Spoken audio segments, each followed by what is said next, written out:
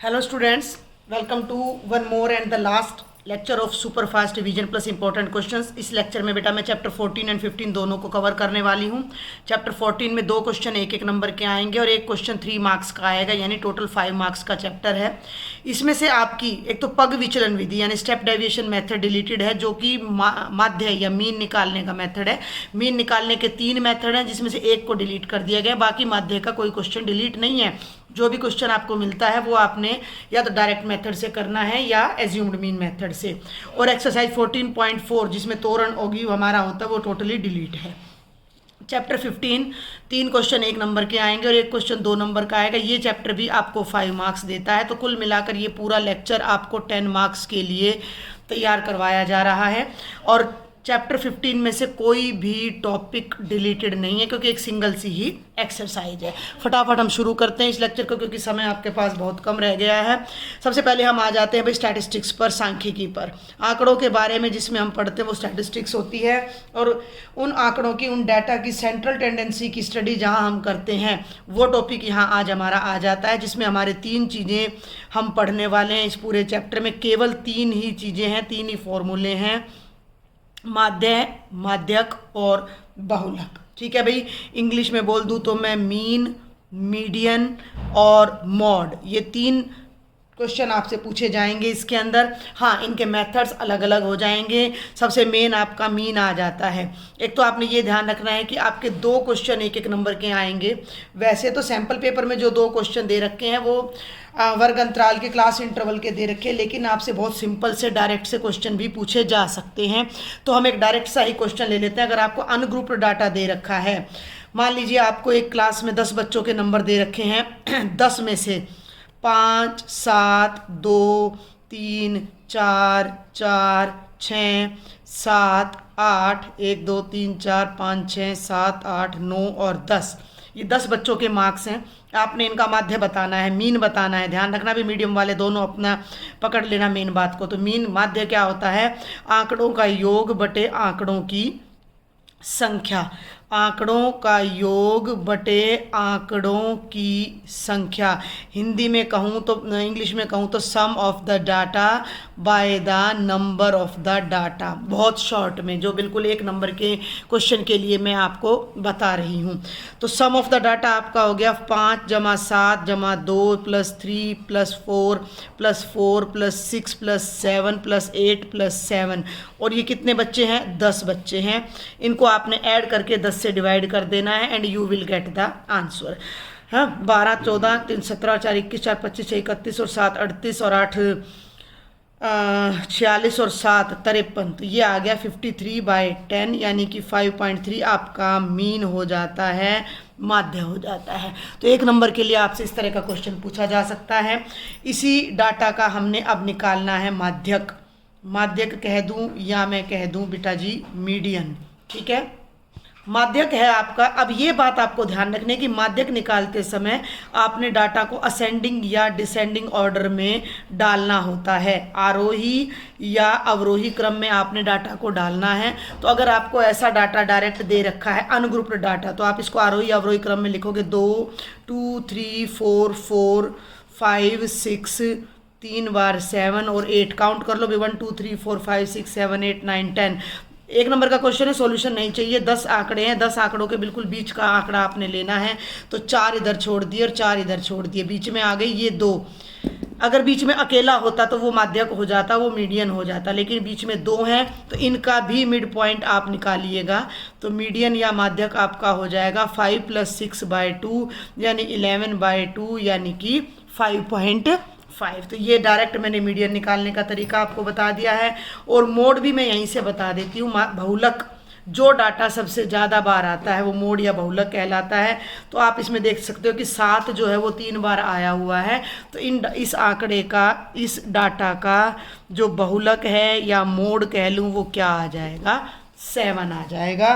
तो ये मैंने आपको 9th क्लास के लेवल के क्वेश्चन यहाँ पर बताए हैं बिल्कुल डायरेक्ट मेथड से, कैसे मीन मीडियन मोड आपने निकालना है और 1 नंबर तैयार करना है।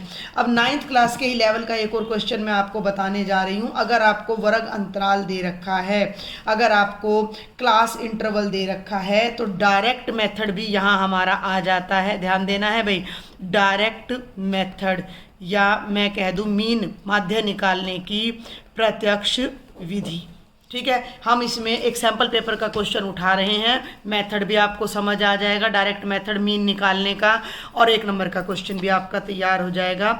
निम्न सारणी का माध्य है वर्ग अंतराल, बारंबारता, class interval, frequency, the mean of the following data is. आपने तो 1 नंबर का करना है। अब मेरी बात ध्यान से सुन लेना, इसी में से 3 नंबर का क्वेश्चन भी आना है। 3 नंबर में या तो आपसे मीन पूछा जाएगा या मीडियन या मोड, कोई गारंटी नहीं क्या पूछा जाए, तीनों ही आपको समझने पड़ेंगे। तो अगर इस तरह का कोई डायरेक्ट मेथड का मीन आ जाता है तो आप क्या करेंगे, पूरे तरीके से मैं बता रही हूँ। अगर 1 नंबर में आता है तो आपने रफ में इसकी कैलकुलेशन करनी है। अगर ये 3 नंबर के लिए, 3 ही के लिए ना, हाँ जी 3 नंबर के लिए आता है तो आपने पूरे तरीके से करना है। ये हो गई अपनी फ्रीक्वेंसी।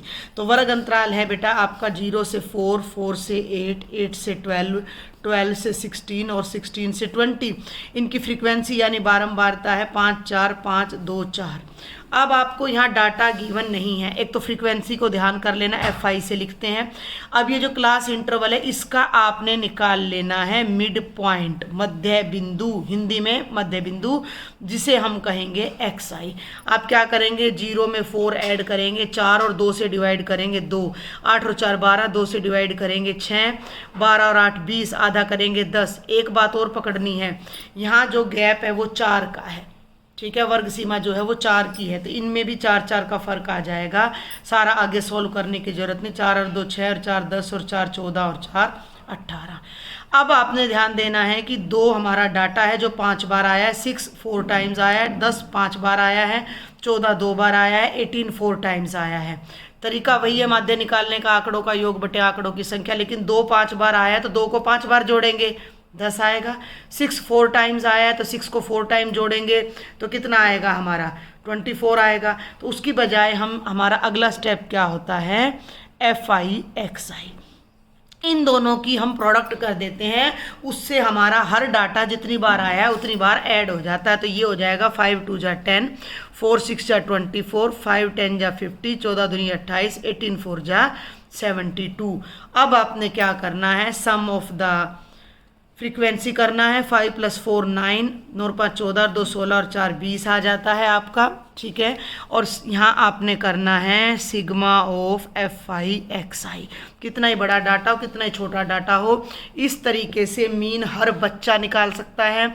और 3 नंबर में ये क्वेश्चन आता है तो आपको लगभग 3 मिल ही जाते हैं। अगर स्ट्रेट आंसर रॉन्ग भी हो गया तो 2 से 2.5 नंबर आपको जरूर मिलेंगे। 8 4 12 और 2 14, 1 7 1 8 10 5 15, 2 17 और 1 18, 184 आ गया। अब आप निकालेंगे यहाँ पर माध्य, इंग्लिश में कहूँ तो मैं मीन, और फॉर्मूला डायरेक्ट मेथड का क्या है, सिग्मा। सिग्मा का मतलब है जोड़, FI XI by sigma of XI। ये आ गया 184/20, 2 से डिवाइड कर दो। ये और मत करना आगे डिवाइड, 92 को 10 से डिवाइड करना आसान होगा। और 9.2 हमारा क्या आ जाएगा, माध्य आ जाएगा, मीन आ जाएगा। ये 1 नंबर का क्वेश्चन है। मैंने बड़े तरीके से इसलिए बताया है कि अगर यही क्वेश्चन कोई भी स्टेटमेंट के साथ 3 नंबर में आ जाता है तो आपको 3 नंबर के लिए भी ये क्वेश्चन कैसे करना है, तो इसी तरीके से आपने ये क्वेश्चन 3 नंबर के लिए करना है। और यहाँ मैं फिर बता दूँ, we are solving sample paper. भाई मैं साथ साथ सब कुछ लेके चल रही हूँ यहाँ पर। अब सैम्पल पेपर में ये देखो, बहुत ही आसान सा क्वेश्चन दे दिया, किसी गेंदबाज द्वारा 10 क्रिकेट मैचों में लिए गए विकेटों की संख्या, इनका बहुलक ज्ञात करो। The wickets taken by the bowler in 10 cricket matches are as follows, find the mode. अभी तो मैंने यहाँ पर आपको मोड बताया है मार्क्स में से, तो सेम यहाँ पर है। देख लो कौन सबसे ज़्यादा बार आ रहा है, दूर से दिख रहा है।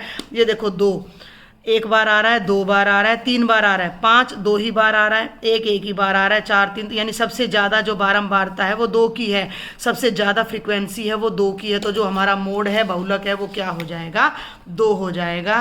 तो ये बिल्कुल वर्बल क्वेश्चन था, इसमें पेन भी नहीं चलाना, जस्ट आपने आंसर शीट पर अपना आंसर लिख देना है। तो 1 1 नंबर के 2 क्वेश्चन तो आपने पक्के करके चलने हैं।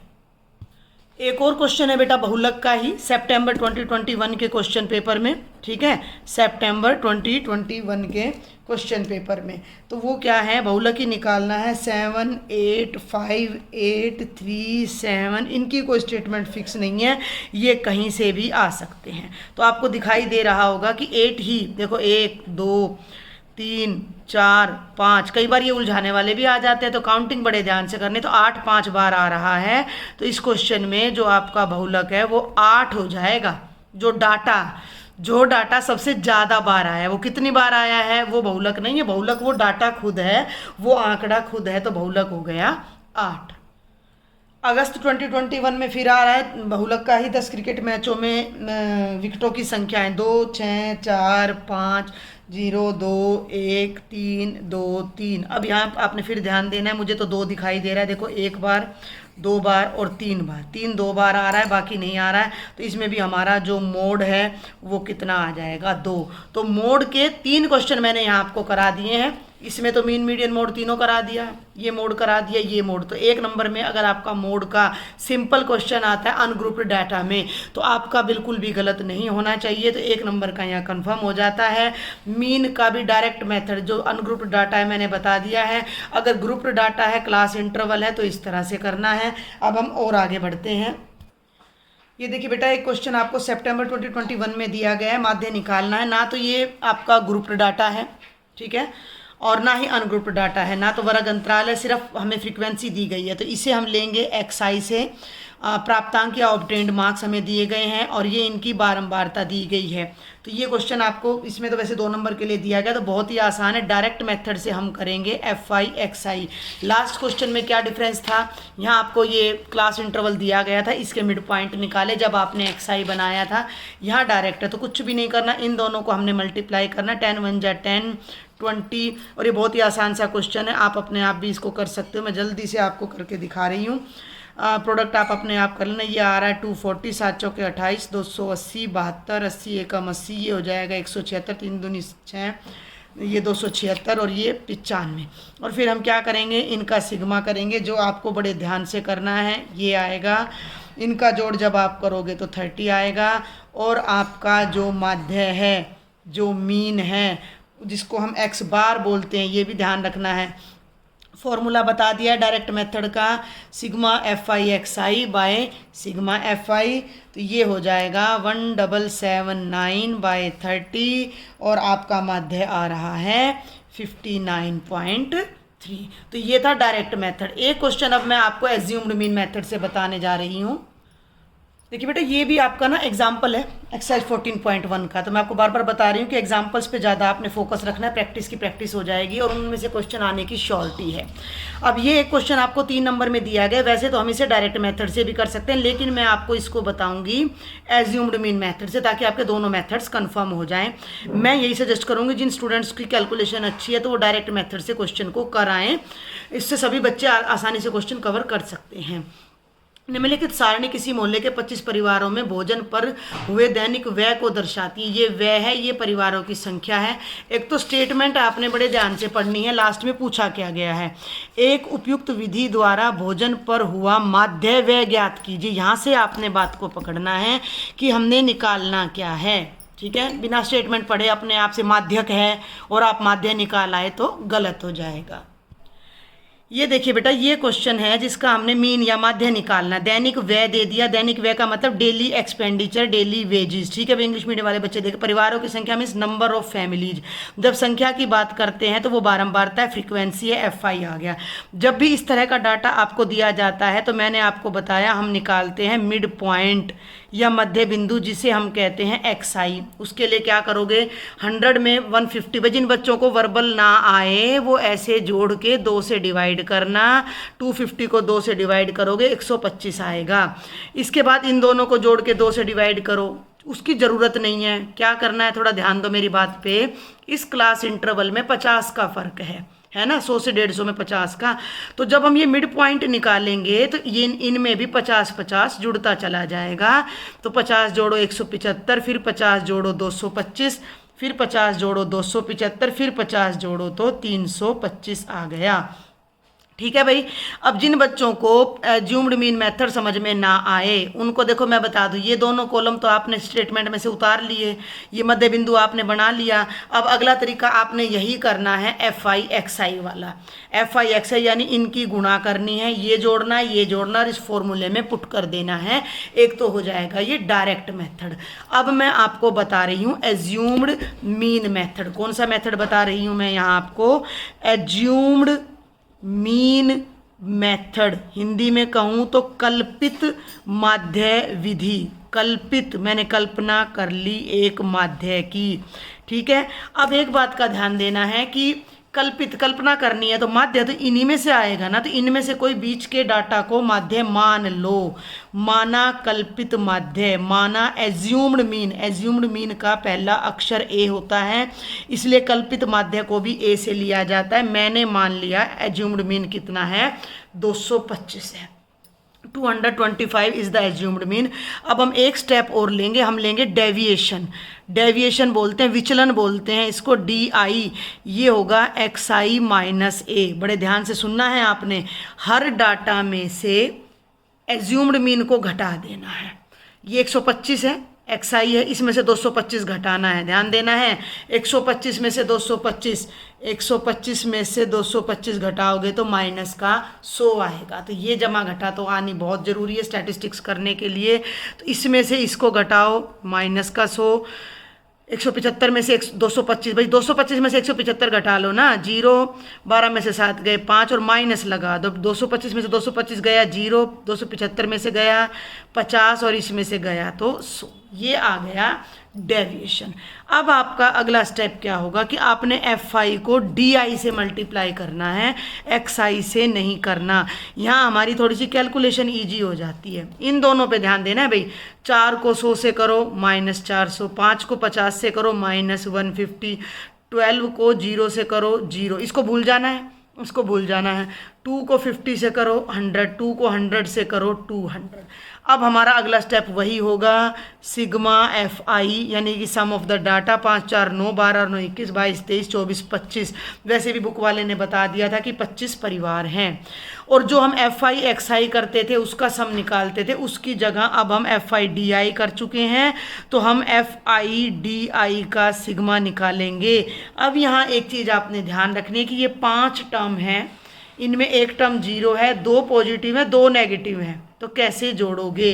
देखो भाई, माइनस 400 और माइनस 150 सेम साइन है, इन दोनों को जोड़ो, माइनस 550 आएगा और ये 300 आएगा। बहुत ध्यान से इधर करा रही हूँ, माइनस 550 जमा का 300, नेगेटिव पॉजिटिव माइनस हो जाएगा 0 5 2, माइनस का बड़ा है तो माइनस का 250 आपका आंसर आ जाएगा।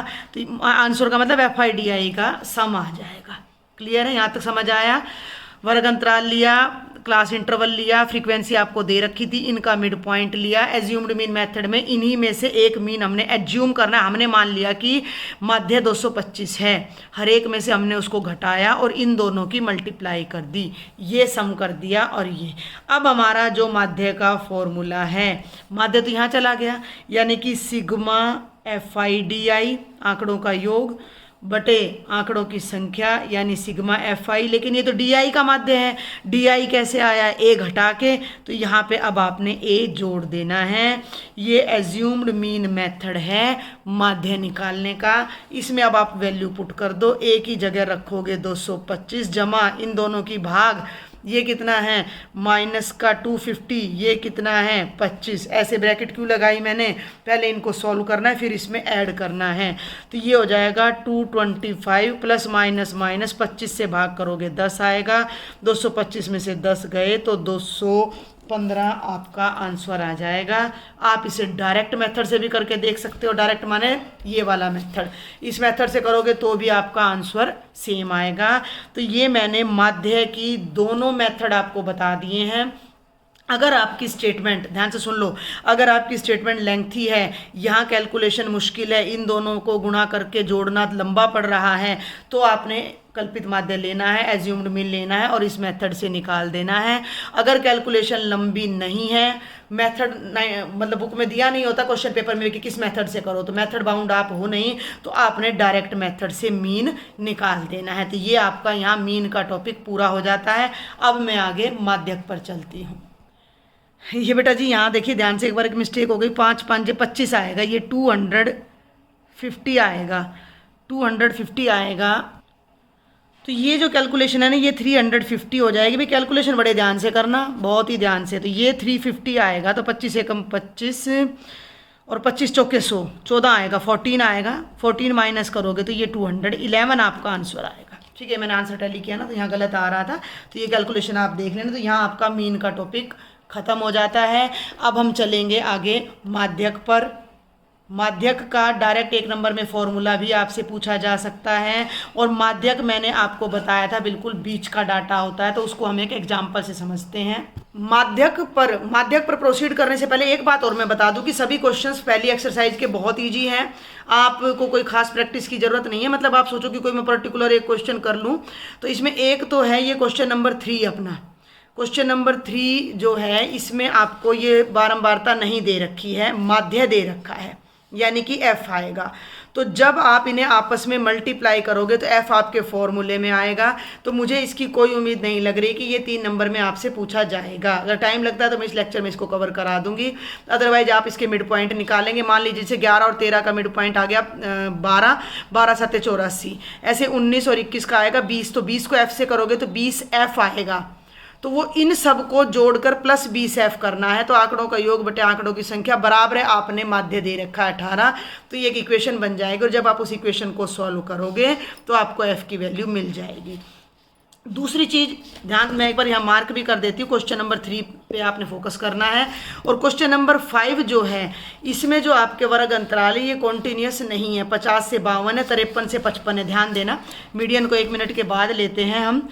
50 से 52 और बेटा जी 53 से 55, 56 से 58, 59 से 61 और 62 से 64 है। तो इसको पहले आपने कॉन्टिन्यूस बनाना है, सतत बारंबारता सारणी होती है, कॉन्टिन्यूस क्लास इंटरवल आपका ये होता है। तो इसके लिए आपने क्या करना है कि नीचे वाले में से 0.5 माइनस करना होता है और अपर लिमिट में 0.5 ऐड करना। 50 में से 0.5 माइनस करोगे 49.5, इसमें 0.5 ऐड करोगे तो 52.5। देखो प्रीवियस ईयर के जो क्वेश्चन करा रखे मैंने उनमें ये सारी बातें बता भी रखी हैं, तो आप एक बार उनको फास्ट स्पीड में करके जल्दी से एक क्वेश्चन देख भी सकते हो।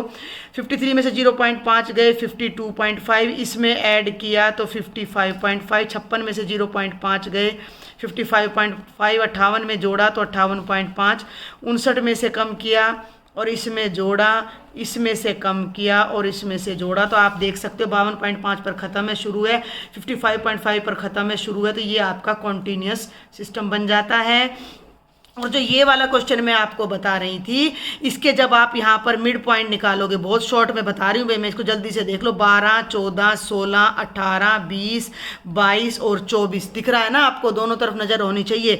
और ये आपकी हो गई फ्रीक्वेंसी 7, 6, 9, 13, F5 और 4, ये हो गया XI, ये हो गया FI। जब दोनों को मल्टीप्लाई 12 7 84, 14 6 84, 16 निम्मा 144, 18 3 54, 18 कम 18 और 5 23, गलती हो तो वो आप देख लेना। 22 5 110 और 24 चौकू 96। अब मैं यहाँ सिर्फ इसका एडिशन बता रही हूँ, आपने इनको और इनको जोड़ना है। मान लो ये कुछ भी आ गया, मान लो फिर जोड़ दे रही हूँ मैं बात पर, मान लो 500 आ गया, प्लस में ये अलग करना है 20F। ठीक है, ये हो गया आंकड़ों का योग। और फ्रीक्वेंसी को भी जब आप जोड़ेंगे, देखो बेटा ध्यान से, इनको अलग जोड़ना है, इनको, और f को अलग जोड़ना है क्योंकि वो एक चर है, वेरिएबल है। तो 5 4 9 9 18 और 13 31 और 6 37 और 7, ये बन जाएगा 44 प्लस f। अब आपको माध्य दे रखा है, ध्यान से देखना, आपको माध्य दे रखा है और आपका जो माध्य होता है वो क्या होता है, सिग्मा FI XI बटे सिग्मा FI। माध्य है 18, ये आपका सही नहीं है डाटा, मैं पहले बता रही हूँ, मुझे याद नहीं आ रहा अब ये कितना था, +20f और ये है 44+f। अब आपने क्या करना है, इसको इससे मल्टीप्लाई करना है, f एक तरफ करना है, तो आपका जो है जैसे इक्वेशन सॉल्व की थी 3rd चैप्टर में, f की वैल्यू आ जाएगी और इस क्वेश्चन में हमें f की वैल्यू ही निकालनी थी। तो ये आपकी 14.1 मैंने पूरी समझा दी है। अब हम चलते हैं बेटा मीडियन पर। मीडियन का एक ही फॉर्मूला है और आपके जो है ये मैं एक एग्जांपल करवा रही हूँ और जो क्वेश्चन है सारे बिल्कुल सिंपल हैं। कहीं कोई एफ वाला क्वेश्चन जैसे अभी मीन में आया था बिल्कुल भी नहीं है, आप आसानी से देख सकते हो। 6 क्वेश्चन हैं ये आपके, तो 2 नंबर के लिए बहुत सिंपल क्वेश्चन आपका आएगा जिसमें आपकी कैलकुलेशन ईजी होगी। तो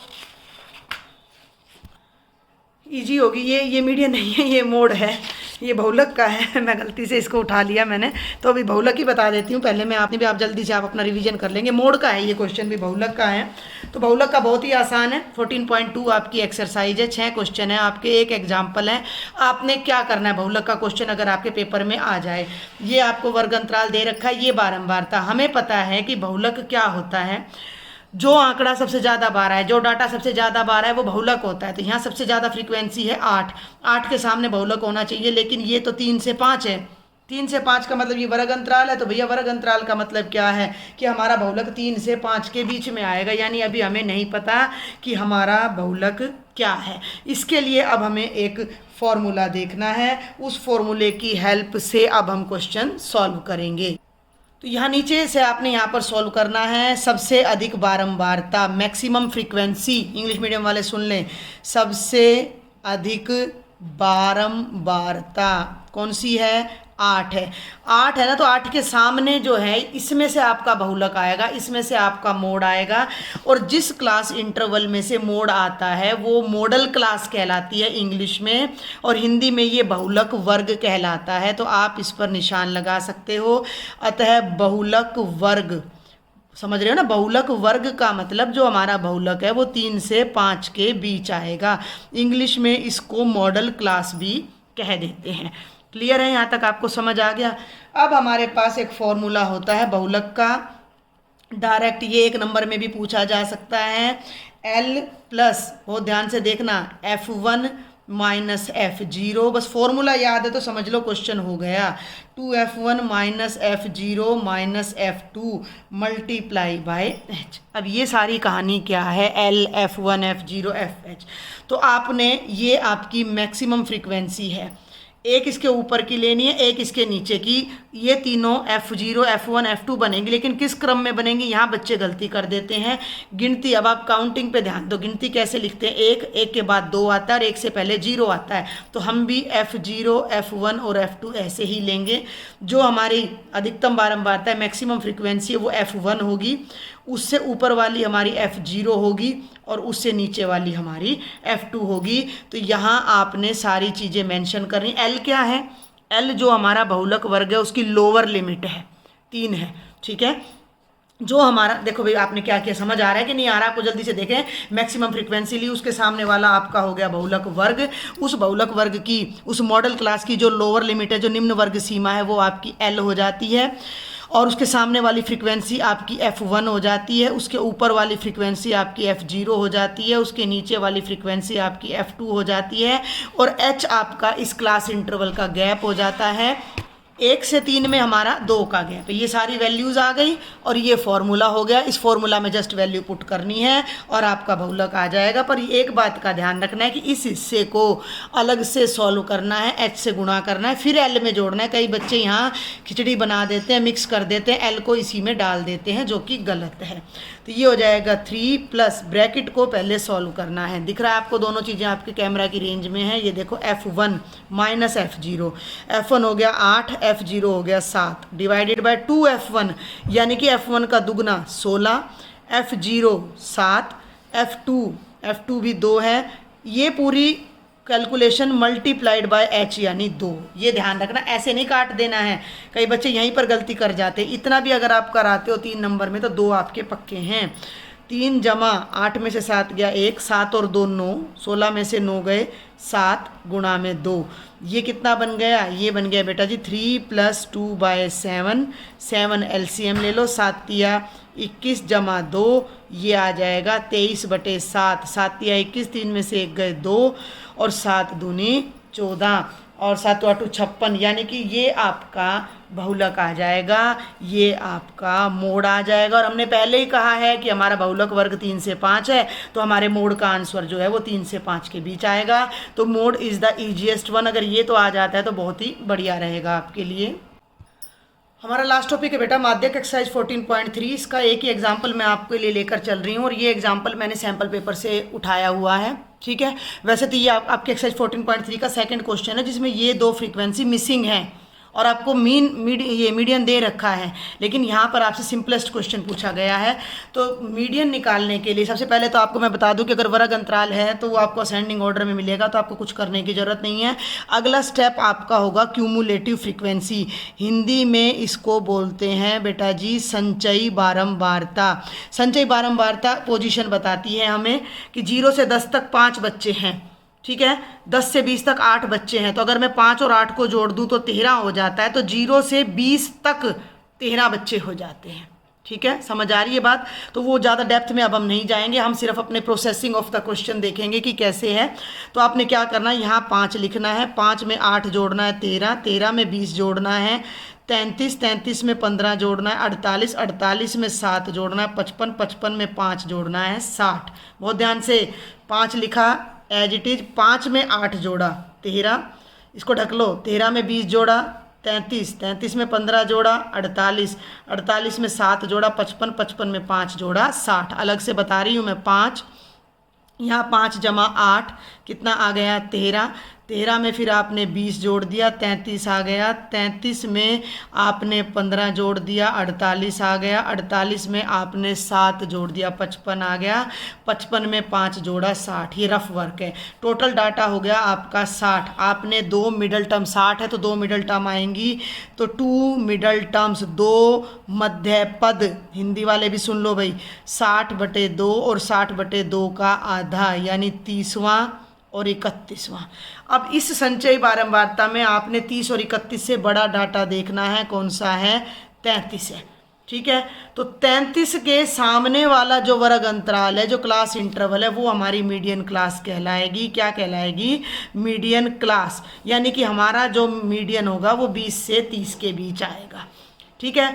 अब मैं फॉर्मूला लूँगी, फॉर्मूला हमारा मीडियन का क्या होता है, माध्यक का फॉर्मूला L, ये 1 नंबर में भी पूछा गया है, +n/2 - CF/F इंटू में H हमारा आ जाता है। अब ये वैल्यूज आप देख लो, ये रफ काम है भाई इधर, तो आपका L माध्यक वर्ग की मीडियन क्लास की लोअर लिमिट यानी 20, N आपको बताई दिया था 60, तो N का आधा चाहिए हमें फॉर्मूले में, तो 30, H इस वर्ग अंतराल का अंतर 10। अब यहाँ जहाँ गड़बड़ होती है, जहाँ बच्चे अटक जाते हैं, वो आपका है CF और F।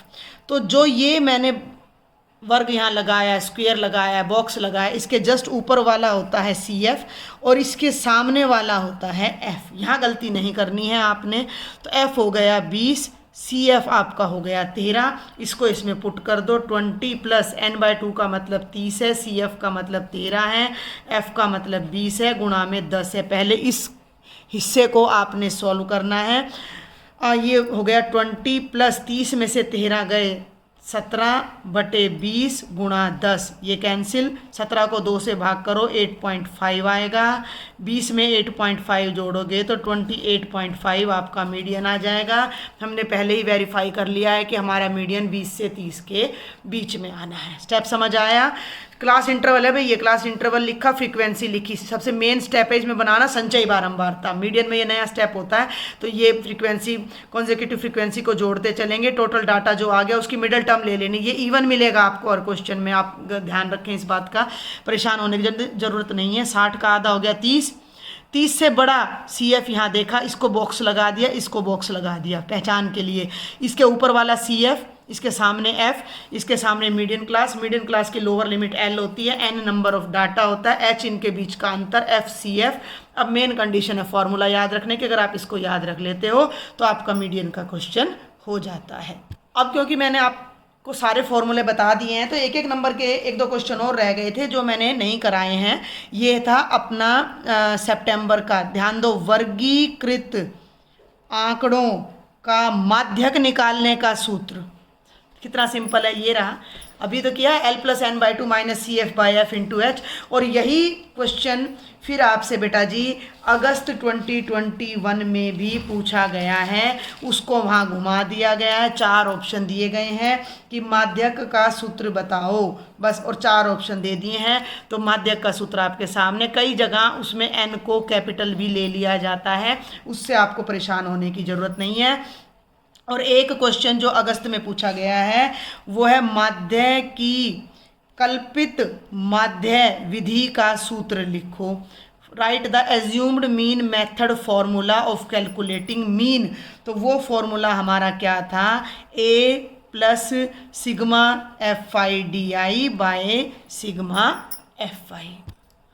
तो बेटा जी यहाँ पर आपका ये जो है स्टैटिस्टिक्स मेरी तरफ से कंप्लीट हो जाता है। आपने सभी सिंपल क्वेश्चंस की ही प्रैक्टिस करनी है क्योंकि 3 मार्क्स के ज़्यादा का क्वेश्चन हमारे पेपर में आने वाला नहीं है। फिर भी कोई डाउट हो तो आप मुझे कमेंट बॉक्स में लिख सकते हो। मैं जल्दी से 15 मिनट में आपको एक बार प्रोबेबिलिटी और समझा देती हूँ। प्रायिकता के लिए आपको किसी ज़्यादा परिचय की ज़रूरत नहीं है। प्रायिकता का मतलब किसी भी घटना के पक्ष में जो परिणाम है, भाई कोई भी घटना है तो उसकी जो होने की संभावना है उसको नापना, ये होता है प्रायिकता। पूरी प्रायिकता मैंने अपने चैनल पर अपलोड की हुई है, पता नहीं आप में से कुछ स्टूडेंट्स ने देखा है या नहीं, वहाँ मैंने पूरी डिटेल बताई है। तो अभी तो हम सिंपल ये करेंगे कि मान लो मैंने एक कॉइन उछाल दिया, एक सिक्का उछाल दिया, अब मैं कहती हूँ कि हेड आने की क्या प्रायिकता है। तो यहाँ थोड़ा आपका लिखने का तरीका बदल जाता है। मैं ई को मान सकती हूँ चित्त आने की घटना। घटना को इंग्लिश में इवेंट कहते हैं, घटना को इंग्लिश में इवेंट कहते हैं। ज़्यादातर अब इंग्लिश की लेटर्स हमारे यहाँ पर यूज होते हैं तो थोड़ा सा आपका इंग्लिश में समझना भी बहुत ज़रूरी है। तो ई कोई इवेंट हो गया, चित्त आने की घटना। अब मैं कॉइन को उछालती हूँ तो संभावित परिणाम कितने हैं, 2 हैं। तो मुझे निकालनी है ई की प्रायिकता। 9th क्लास में हम लिखा करते थे चित्त आने की प्रायिकता बराबर चित्त आने की घटना बटे कुल परिणाम। अब हम इतना सब कुछ नहीं लिखेंगे, हम यहाँ ई का मतलब चित्त आना है तो यहाँ मैं सिंपल लिख सकती हूँ ई के अनुकूल परिणाम बटे में कुल परिणाम। इंग्लिश में बता दूँ, favourable outcomes for E by total outcomes. अब चित्त कितनी बार आता है, एक, कुल कितने में से 2 बार। तो ये हो गई प्रोबेबिलिटी। किसी भी घटना की प्रोबेबिलिटी 0 या 0 से बड़ी होती है और 1 या 1 से छोटी होती है। अब मेरी बात ध्यान से सुनना, ई है चित्त आना। अब चित्त नहीं आना उसे हम कहेंगे ई बार। ई बार चित्त ना आना। अब चित्त नहीं आ रहा, इसका मतलब क्या आ रहा है, पट आ रहा है। हेड नहीं आ रहा तो टेल आ रहा है।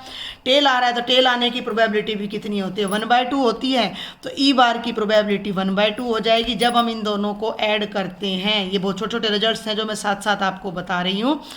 ई बार प्लस ई है बेटा जी, ये 1/2 + 1/2 1 हो जाएगा।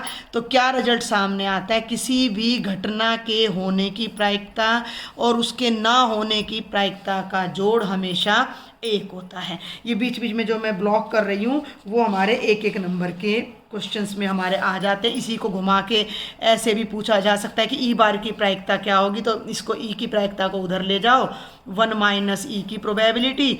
ई की प्रोबेबिलिटी क्या होगी, तो 1 - ई बार की प्रोबेबिलिटी। कंक्लूजन क्या निकलता है कि अगर हमें किसी घटना के घटने की प्रायिकता पता है तो उसके ना होने की प्रायिकता हम निकाल सकते हैं।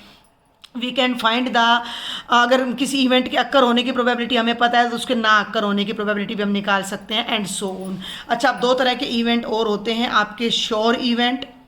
ठीक है, श्योर का मतलब निश्चित घटना, जो निश्चित है। अब मैं एक डाई को रोल करूँ और मैं कह दूँ भाई मेरे 6 या 6 से कम आना चाहिए तो 100% आएगा। तो निश्चित घटना की जो प्रायिकता है, निश्चित घटना की या श्योर इवेंट की जो प्रोबेबिलिटी है वो 1 होती है। एक होता है इम्पॉसिबल इवेंट। भाई बहुत कम समय में मैं समझा पाऊंगी, समय की बहुत कमी है। इम्पॉसिबल इवेंट, और ये कोई ज़्यादा मुश्किल चैप्टर भी नहीं है, 14वां 15वां। तो इसकी प्रायिकता होती है 0। अब मैं कह दूं कि भाई मैं डाई को रोल कर रही हूँ, मेरा 8 आ जाए एक ही बार में, कैसे आ जाएगा, नहीं आएगा। तो उसकी प्रोबेबिलिटी 0 होती है। निश्चित घटना की या श्योर इवेंट की प्रोबेबिलिटी 1 होती है। ठीक है भाई, तो ये मेन बातें मैंने आपको यहाँ पर बताई हैं। अब मैं जल्दी से पहले आपको आपकी बुक में से ही आपकी एक्सरसाइज के जो फिलअप्स है वो करा देती हूँ, वो एक एक नंबर में आएंगे। मार्किंग स्कीम मैंने आपको बता दी थी। ये देखो, घटना ई की प्रायिकता जमा घटना ई नहीं की प्रायिकता, अभी तो बताया है, इसी बात को मैंने तो लिख दिया। प्रोबेबिलिटी की डेफिनेशन में पी ई जमा पी ई बार एक है, इसने इसको भाषा में लिख दिया तो एक आ गया। उस घटना की प्रायिकता जो घटित नहीं हो सकती, जब कुछ हो ही नहीं सकता तो प्रोबेबिलिटी 0, ऐसी घटना क्या कहलाएगी? असंभव। इंग्लिश में बता दूं फटाफट, event probability of event E plus probability of event not E is equal to 1. The probability of event which cannot happen is equal to 0. Such event is called impossible event. The probability of event which is sure, उसकी probability 1 होगी. Such event is called क्या बताया था अभी? निश्चित घटना, यानी कि श्योर इवेंट हमारा हो जाएगा, निश्चित कहलाती है। किसी प्रयोग की सभी प्रारंभिक घटनाओं की प्रायिकता का योग 1 होता है। प्रयोग क्या करा मैंने यहाँ, ये देखो ना, अभी तो आपके सामने प्रयोग करा मैंने। क्वाइन उछाला, सिक्का उछाला, सिक्का में 2 ही संभावनाएं निकल रही हैं, या तो हेड आ रहा है या टेल आ रहा है। हेड की 1/2, टेल की 1/2, दोनों का जोड़ कितना हो गया? 1 हो गया। आगे बढ़ते हैं। किसी घटना की प्रायिकता खाली स्थान से बड़ी या उसके बराबर होती है, खाली स्थान से छोटी या उसके बराबर होती है। The probability of an event is greater than equal to and less than equal to, तो 0 या 0 से ग्रेटर होती है और 1 या 1 से लेस।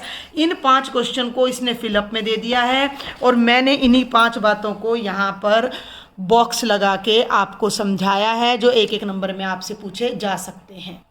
देखिए जल्दी से सैंपल पेपर के एक एक नंबर के क्वेश्चन करा दूं। उस घटना की प्रायिकता जो घटित नहीं हो सकती 0 है, ऐसी घटना असंभव घटना कहलाती है। The probability of an event that can not happen is 0, और इस तरह का इवेंट हमारा क्या कहलाता है? इम्पॉसिबल। अभी भी कराया है। निम्न में कौन सी किसी घटना की प्रायिकता नहीं हो सकती? 3/4 का मतलब है 0.75, यानी ये तो 1 से छोटा, तो ये तो हो सकता है। माइनस, प्रोबेबिलिटी माइनस में नहीं होती। 17%, 17% का मतलब 17/100, 1 से छोटा, 1 से छोटा, तो ये है हमारा राइट आंसर। ये नहीं है भैया, ये तो मैं बता रही, ये तो सही है। ये कह रहा है कि कौन सी जो है वो प्रोबेबिलिटी हो नहीं सकती। प्रोबेबिलिटी कभी भी नेगेटिव नहीं होती, यानी 0 से छोटी नहीं होती और 1 से बड़ी नहीं होती। और ये क्वेश्चन हो रहा है, एक पासे को एक बार फेंका जाता है, एक अभाज्य संख्या। The probability of getting an even number, even number कौन से होते हैं? 2, 3, 5, कितने केस हो गए? 3 टोटल होते हैं, 6 प्रोबेबिलिटी हो जाएगी, 3/6 यानी कि 1/2। तो ऐसे छोटे छोटे क्वेश्चन आपको एक एक नंबर में मिलने वाले हैं। सितंबर 21 का एक क्वेश्चन ले रही थी मैं फटाफट से। ई की प्रोबेबिलिटी है 0.07, तो ई नहीं की यानी कि ई बार की प्रोबेबिलिटी आपने निकालनी है। अभी आपको बताया है 1 माइनस, भाई ई इस प्रोबेबिलिटी को 1 में से घटा दो, तो ये घटा अब आपको आनी चाहिए भैया, नहीं आती तो आप कुछ नहीं कर सकते अब, तो ये आ जाएगी 0.93। ठीक है। एक और क्वेश्चन है आपका, एक बक्से में in a box there are 3 red, 3 लाल, 8 वाइट, 8 सफ़ेद और 4 हरे कंचे हैं। कंचे हैं भाई, गेंद लगा लेना है। एक कंचा निकाला गया, हरे कंचे की प्रायिकता बतानी है भाई। कुल कंचे कितने हैं? 8 और 3 11 और 4 15, हरे कितने हैं? 4, प्रायिकता कितनी हो जाएगी? 4/15, 4/15। 1 नंबर का 1 मार्क का क्वेश्चन है, तो आपको डायरेक्ट करना है। और एक और क्वेश्चन आपसे पूछा गया जो कि आपके एक्सरसाइज का फर्स्ट क्वेश्चन था, तो एक एक नंबर के तो इन्हीं में से आने की प्रोबेबिलिटी है। प्रोबेबिलिटी की प्रोबेबिलिटी बता रही हूँ मैं आपको, तो ये आपका ई प्लस ई बार की प्रोबेबिलिटी 1 हो जाती है। और बेटा जी अगस्त में भी सेम इसी टाइप का एक क्वेश्चन आपसे पूछा गया है कि ई की, ये अगस्त 21 है भैया, ई की प्रोबेबिलिटी 0.05 है, ई बार की निकालो तो 1 घटा 0.05, 0.95 आ जाएगी। ठीक है। एक क्वेश्चन आपसे पूछा गया, 4 ऑप्शन दे रखे हैं 2/3, ध्यान देना, उसी की तर्ज पे जो आपको अभी मैंने एग्जाम्पल कराया है उसी की कॉपी है ये, बस स्टेटमेंट चेंज है। तो कौन सा किसी घटना की प्रायिकता नहीं हो सकता? तो ऑप्शन नंबर बी इसमें आपका राइट ऑप्शन आ जाता है।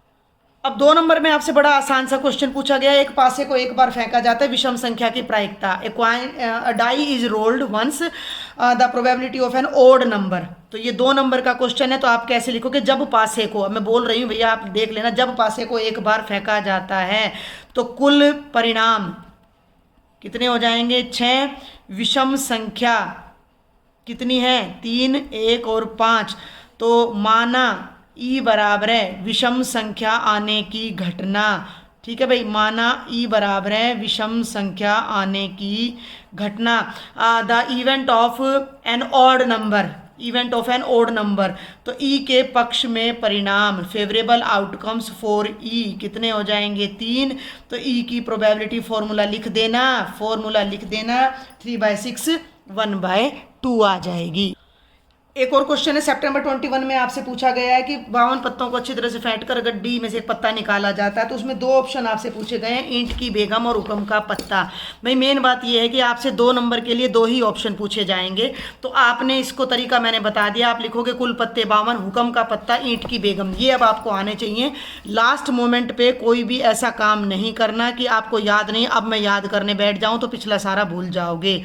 कुल पत्ते 52, ई हमने मान लिया कि हुक्म का पत्ता, ठीक है, हुक्म के कितने पत्ते होते हैं 13 पत्ते होते हैं स्पेड के हमारे पास, तो ई के पक्ष में परिणाम होगा 13, तो ई की जो प्रोबेबिलिटी है बेटा जी वो हो जाएगी 13/52 यानी कि 1/4। अब बात हो रही है ईंट की बेगम की, क्वीन ऑफ डायमंड, तो डायमंड की एक ही क्वीन होती है, तो उसकी जो प्रोबेबिलिटी होगी वो हो जाएगी 1/52। तो इस तरह के छोटे छोटे क्वेश्चन आपसे 2 नंबर में पूछे जाएंगे। तो बेटा जी प्रोबेबिलिटी के लिए बस मैं इतना ही टाइम आपको दूंगी। एक बात आपने ध्यान रखना है कि एक एक नंबर के सब इसी में से कवर हो रहे हैं, या आपको वो छोटा सा एग्जांपल दे देंगे, इतनी गेंद है, इतने वो है, उसमें से हरे रंग की गेंद, लाल रंग की गेंद की प्रायिकता, या डाई को फेंका तो सम संख्या की, विषम संख्या की, अभाज्य संख्या की प्रायिकता। ये बात मेरी याद रख लेना आप, सम भी 3 होती हैं, 2 4 6, विषम भी 3 होती हैं, 1 3 5, अभाज्य भी 3 होती हैं, 1 2 3 5, सबकी प्रायिकता 1/2 होती है, 1/2 होती है। ओड इवन और प्राइम नंबर की प्रोबेबिलिटी डाई को रोल करने पर 1/2 ही आती है।